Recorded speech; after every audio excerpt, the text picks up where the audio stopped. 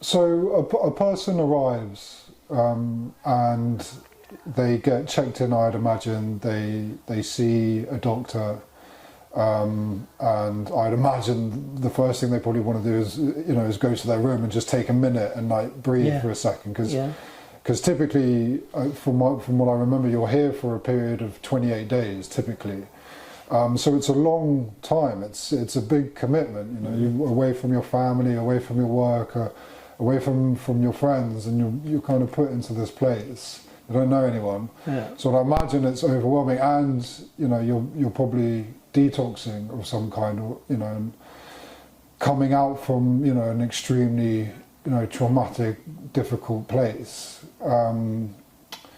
So what's the kind of what's the transformative process that takes place? I mean, I understand you come and you can't drink, you can't take drugs, so immediately that has an extremely positive effect, because you start getting some mental clarity back. You start feeling a bit better as the drugs leave your system. You start feeling stronger, and then I suppose as that's taking place, you're introduced to an intensive program of therapy.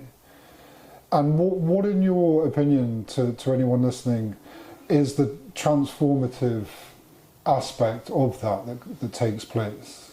Wow, I think that the fantastic thing about our job is when people walk in through the door, you can picture them walking back out of the door 28 days later, and what they're going to be like and what their life can be like. And you're right, a lot of people arrive very anxious, very nervous, well out of their comfort zone. But they have their admission and they go through to the dining room and they meet the other clients, and within a couple of hours they start to feel at home, and that transformation has started. Change arises through human interaction.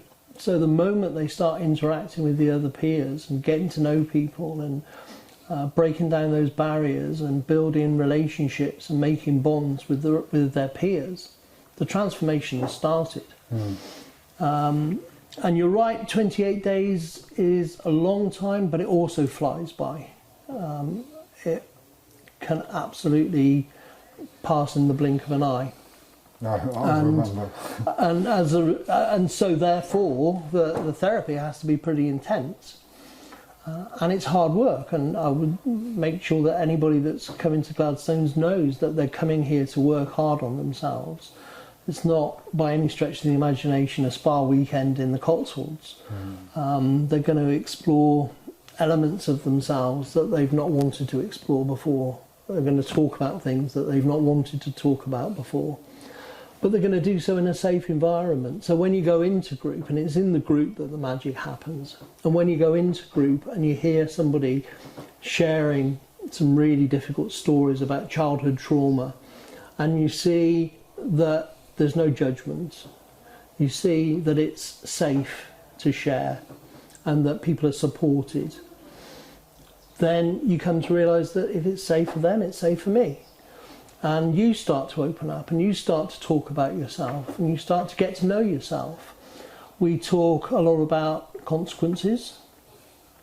So we'll explore the impact that substance use has had on you, on your family, on your community, on your work, on your children. We face up to those consequences. We take ownership of those consequences. We look at behaviours, we look at relationships. People will do their life story whilst they're with us, which is an emotional and difficult thing to do in a very supportive environment. They'll receive letters from their family which talk about what life has been like living with them for the last 2 years, 3 years. And that's a difficult experience. You read these letters out in group and get feedback from your peers. We do family therapy where the family come along and share with you what life has been like, what expectations are for the future, what boundaries are going to be in place, what the consequences are going to be if you continue with your past behaviours. And so there is one-to-one therapy, but the magic happens in those groups. The magic happens in those interactions with your peers.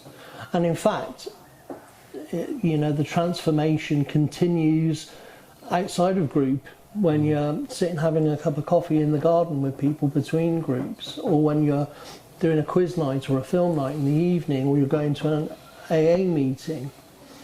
That transformation, that slow drip feed of information and enlightenment continues whilst you're outside of those group sessions. And I would imagine the often relatability from one peer to another, because I know from personal experience, often the things that I was holding on to, I felt were very much my own experience, that no one else would have experienced anything like it. The first stage in solving a problem is identifying that you've got a problem, giving it a name. Yeah. And when you hear people who've been in those groups for 2 or 3 weeks and they're talking about their experiences and they're identifying themselves as however they want to identify themselves, as an addict, as an alcoholic, as somebody with an alcohol use disorder or substance use disorder, however they want to identify themselves, they're recognising their problem and giving it a name. And that's the first stage in overcoming that problem. Accepting it, owning it, and then from that place you can then walk forward into what are the consequences of this. What are the consequences going to be if my behaviour doesn't change?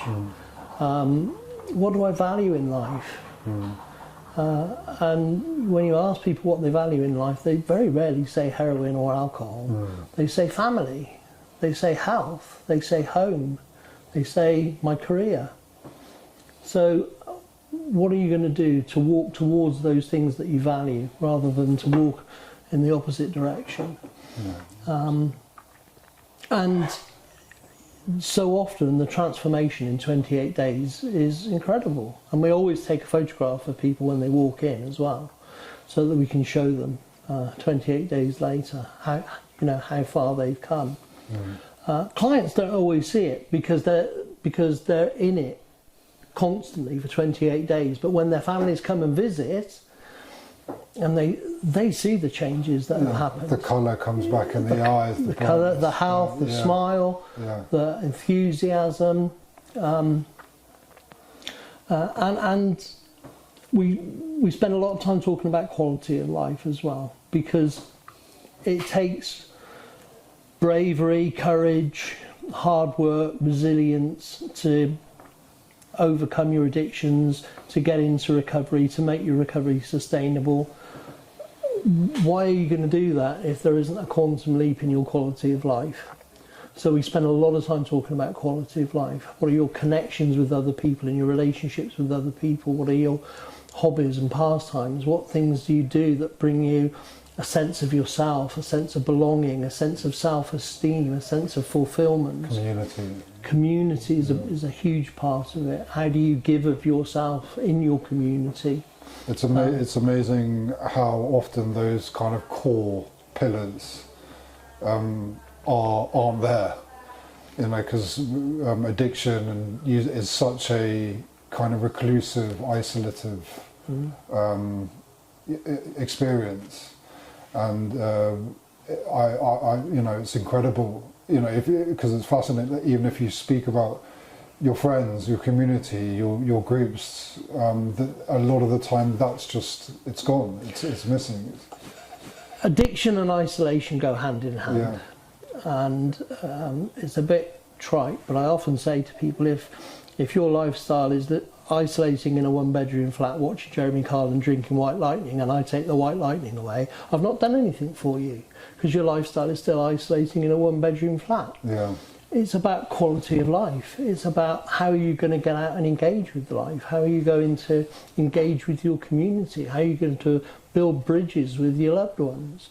how are you going to live a fulfilled life? So you can look back in 50 years' time and say, I've lived a good life. So it's a lot more than a detox. It's a lot more than just saying, I'm not going to drink anymore, I'm not going to use drugs anymore. And it's a great arena to even practice those points, because you're coming into what is essentially a community. So I know that Gladstones, it's relatively small compared to other clinics. I think it's 12 rooms. Well, we've 12 rooms. 12 yeah, would we've be got a maximum. couple of flats as well. So in theory, we could have 14 people here, but very rarely it kind of averages out to 9 people in a group. Okay. Sometimes more, sometimes less, but small groups, and it's got an intimate feel about it. But that might be the first time someone has actually interacted with anybody for quite some time. Absolutely. So it's even that alone, what an impact. Even that, and then we'll do a quiz night in the evening, and people are laughing and enjoying themselves and interacting. And really having fun, and then they realise, hang about, there's no alcohol.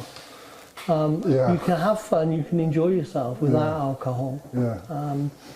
And I've taken clients fishing and rock climbing, and people have done painting and music. Somebody learned to play guitar whilst they were here. Because you say to people, what are your interests? And like you said, no idea. I've got no idea what my interests are. I've long forgotten what they are, if I ever had them. So we try and get people to connect with these elements that are going to bring them quality of life.